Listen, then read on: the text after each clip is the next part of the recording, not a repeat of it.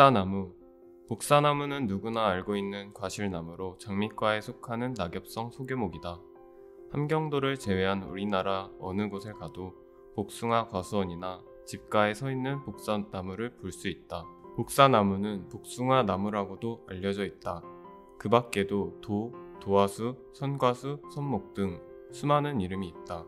이 복사나무는 우리와 매우 친숙하지만 엄격히 말하면 우리 주변에서 보는 복사나무의 원산지는 우리나라가 아니다. 지리산에서 야생으로 자라는 복사나무가 발견되어 세계 학계의 주목을 받았지만 우리나라에서 자생하는 이 나무는 우리가 주변에 심는 열매의 크기가 작은 복사나무와는 종류가 다르다. 예전에 복사나무가 페르시아를 통해 유럽에 소개되어 그곳의 원산지로 알려져 학명에도 페르시카란 이름을 붙였으나 그곳에는 야생하는 나무도 발견되지 않고 고대 기록에도 복숭아에 대한 기록을 찾아볼 수 없었다. 그 후 중국 화북의 해발 600m 이상의 고원지대에서 발견되어 원산지가 중국으로 정정되고 이 나무가 실크로드를 통해 페르시아로 그곳에서 다시 1세기경 유럽으로 전파되어 많은 품종이 생기고 세계적으로 사랑받는 과실나무로 퍼져나갔다. 복사나무를 식용, 약용 또는 정원수로 키워왔음은 동서양을 막론하고 모두와 같으나 그 역사는 조금씩 다르다. 중국에서는 기원전 400년 전부터 재배 기록이 있고 10세기에 들어 좋은 품종으로 개량했다는 기록이 있으며 17세기에 들어서는 재배 품종에 대한 정확한 기록까지 나와 있다. 우리나라에도 가장 오래된 재배 과실 중 하나이나 품질과 크기가 지금과 같지 않았다.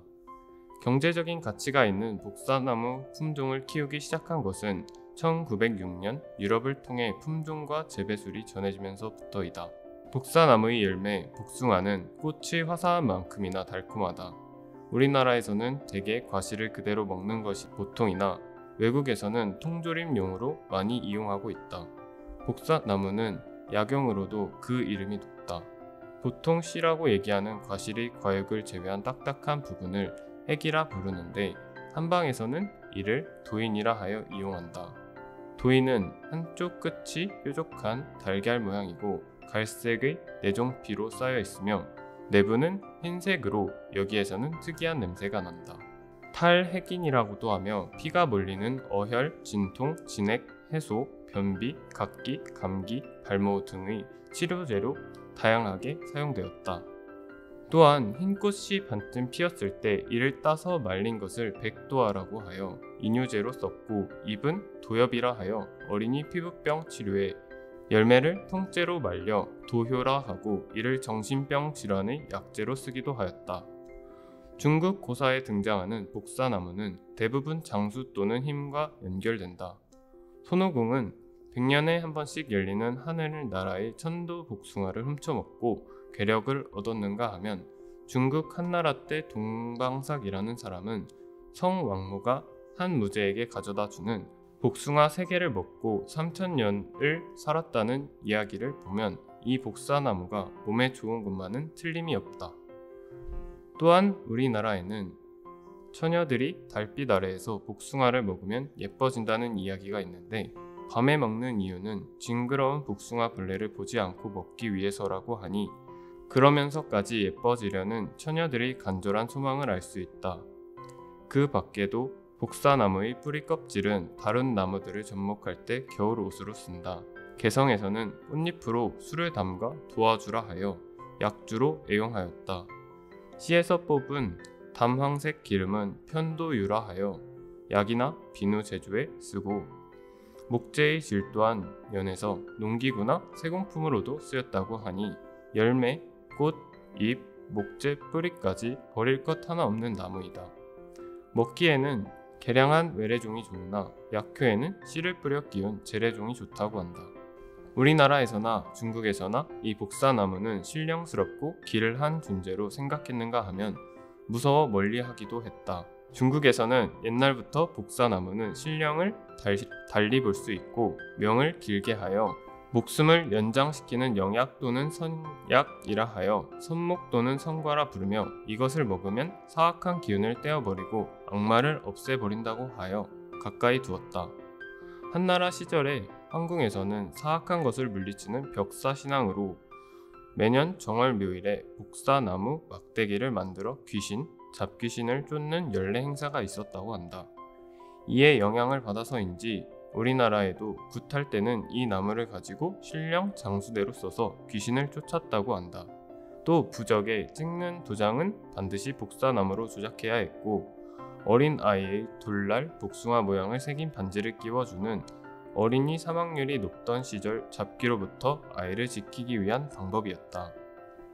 이처럼 복사나무와 잡귀신과는 사이가 나빴는데 털어 먼지 안 나는 사람이 없다고 훌륭한 조상님 역시 뒤가 염려되는 점이 없을 리가 없는 까닭에 조상님이 혼이 오셔서 제사밥을 드시기 어려울 것을 염려한 후손들은 제사를 모시면서 복숭아를 제사에 올리지 않았으며 나무를 집안에 심지 않았다고 한다.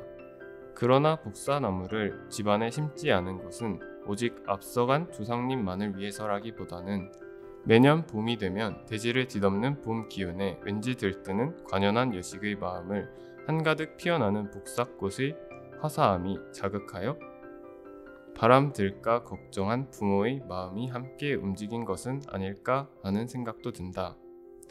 음나무는 가시가 있어 귀신을 쫓는다고 하지만 이 아름다운 복사나무는 어떻게 귀신을 쫓았을까?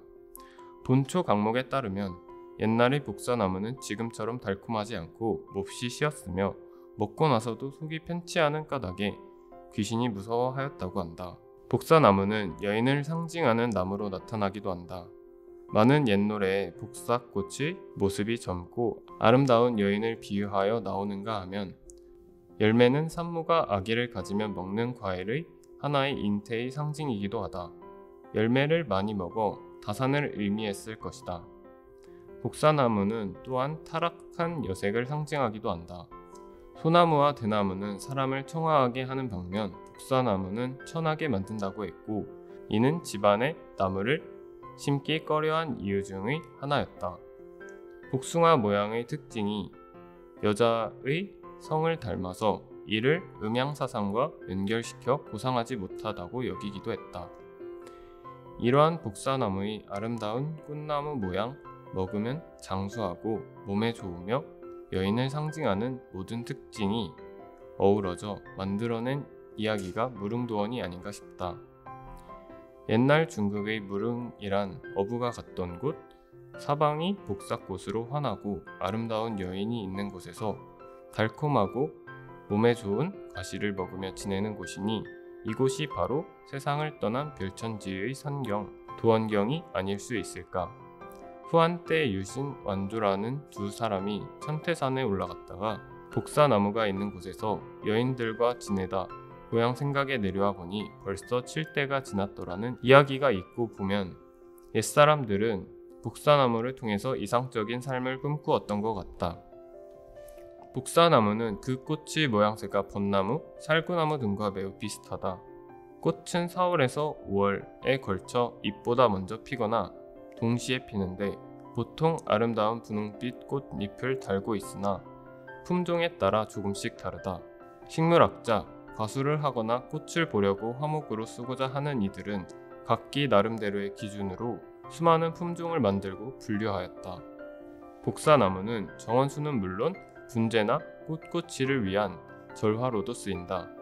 5장의 흰 꽃잎을 가지고 있으면 백도, 여러 겹의 꽃잎을 가지면 만첩 또는 천연백도이다. 홍도는 진분홍색의 겹꽃으로 꽃송이가 크고 아름다우며 삼색도라는 품종은 한 나무에 2 내지 3개의 꽃빛을 가지기도 한다. 과실의 특색에 따라 분류하면 적색 과육을 가진 유도와 상해와 천진에서 건너와 가장 사랑받고 있는 달고 풍부한 과즙의 수밀도가 있으며 여기에서 다시 많은 품종이 기후와 용도에 따라 개량되었다.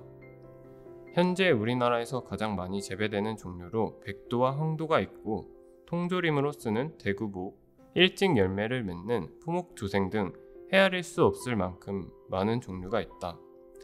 같은 나무이건만 복숭아 나무라 하면 탐스러운 열매가 생각나고 복사꽃 하면 우리나라 산골의 수박하고 환한 꽃나무가 도화라 하면 중국의 요염한 꽃이 느껴진다.